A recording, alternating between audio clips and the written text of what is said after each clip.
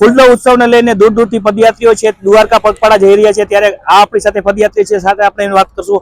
શું આપનું નામ અને ક્યાંથી આવો છો? સોનલબેન ગોંડલિયા, જામનગર થી આવું છું.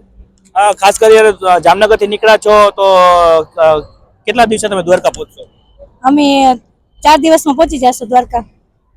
કેવી કેવી સેવાઓ કરવામાં આવે છે? સેવા બહુ મસ્ત છે, બરોબર છે. અહીંયા બધા કોઈ હેરાન થતું નથી. ગાઈડલા ઓશિકા ઓઢવાનું બધું જમવાની બહુ મસ્ત વ્યવસ્થા છે, બરોબર છે. આવી વ્યવસ્થા તો ક્યાંય નથી જોઈ. આવી જુનાગઢમાં જોઈ હતી, બરોબર છે. એવી જ વ્યવસ્થા અહીંયા છે. કોઈ યાત્રિકોને કોઈને પ્રોબ્લેમ હોતો નથી કાંઈ અહીંયા. ખાસ દ્વારકાધીશ પ્રત્યેની આસ્થા હોય તો આપણે એના માટે કોઈ ભજન કે લોકગીત હોય તો સંભળાવો. કોઈ ભગવાનની કેવી આસ્થા?